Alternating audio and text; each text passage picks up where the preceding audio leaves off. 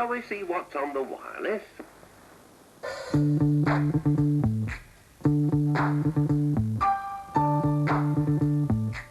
Another day, another dollar. Going to work is a pain at the best of times. But what if it's become a nightmare? Do you wake up feeling anxious, even frightened? Do you get the shakes over your morning toast? Is there somebody at work who literally makes you feel sick? If you'd rather fall down the steps than face them, maybe it's because you're being bullied. I used to go in a cold sweat, and I'd walk in as confident as I could, with my head held high, and then I'd see her and I'd shake. Pressure! I was thinking, oh, what's she going to do today? Just pointed his finger and he said, "You are a load of rubbish." At that time I didn't take much notice because I was flying high. But over the next, just over 2 years, it drove me into the ground. Under pressure. Under pressure. So who's bullying you? Pressure. And how are they doing it? It's a boss who devalues, undermines, psychologically undermines. It's not physical bullying, it's psychological bullying. It's destroying the individual because you want him out or you feel threatened by him. The workplace bully isn't going to swing a punch. It's more devious than that. It's about piling on the work, death by 1,000 memos. It's about pushing whatever button makes you crumple. Communication became, in memo form, a lot of written critical communications to you. Quite subtle, some of it. Some of it sounded almost slightly petty when you repeated it. There was a lot of emphasis put on any small mistakes you made. You were given impossible tasks to carry out. I used to have to sit there from 9 o'clock to 5 o'clock, just adding up endless lists of figures on a calculator, for no apparent reason. Pressure. If coping with the impossible isn't bad enough, there's intimidation, a silent stare, someone always on your back. Every time I went to the loo, she was like, it became obvious she was following me because, I mean, at first I thought, nah, not possible, but she was actually following me. This is a really good example of two elements in the bully. The one is where they intimidate them in a way that they can never feel that they are alone. It's as if they're being watched. And the other element is the way in which you can be set up to fail again and again and again. I'd sit outside people's houses and I was scared to knock the door, and when it came to making entries in their book, I was just like, you know, for fear I was making a mistake. And consequently my sales went down, my collections went down, I went down. I became literally a gibbering wreck. Think you're being watched? If work seems like a battlefield, if you worry about being ambushed around every filing cabinet, you're probably being bullied. It starts by driving you crazy. I did think I was going mad. I had always felt I was somebody who could stand up for myself, who was able to express my feelings and communicate. So when it started to happen, I absolutely thought it must be something I was doing. Under pressure.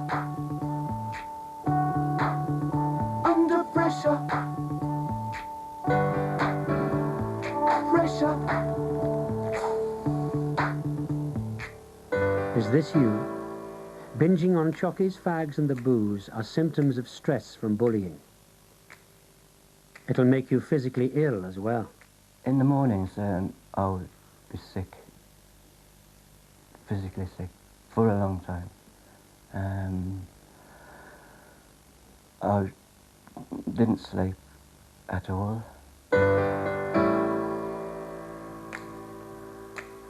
And it was night after night, and of course that meant too that when you went into work you were less physically and mentally able to cope. It won't be a bundle of laughs for your family either.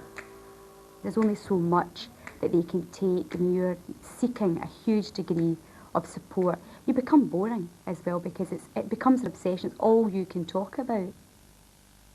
But better to keep talking and bore the pants up everyone than bottle it up. I tried to top myself.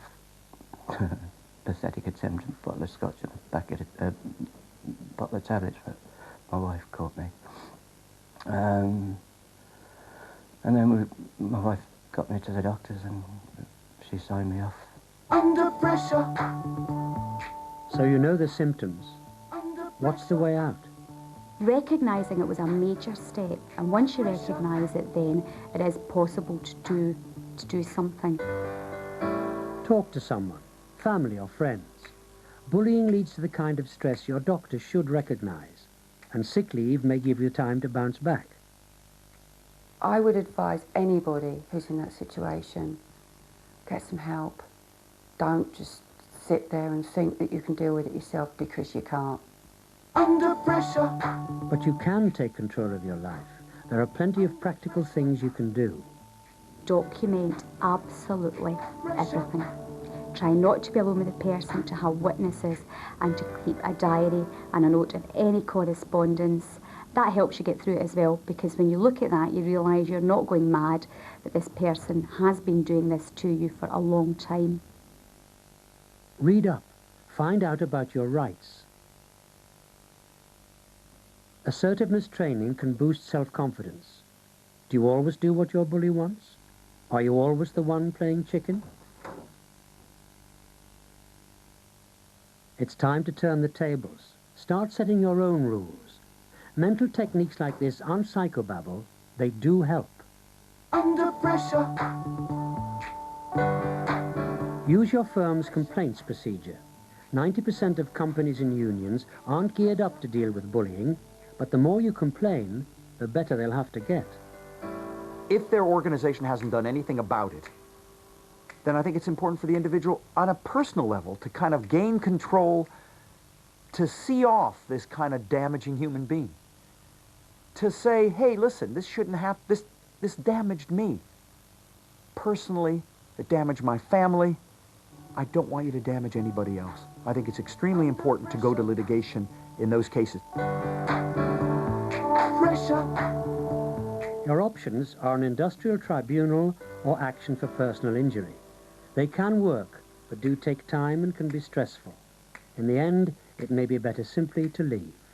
Sometimes it is the stronger position to get out. It's healthy in that you are saying to the bully, I am no longer going to allow myself to be put in this position. So don't suffer in silence. If you take control, you can beat the workplace bully, and you can survive. I left. I took a job in another organisation where it couldn't be any more different. And I survived that way. It took quite a long time to recover, but it was the best thing I could have done.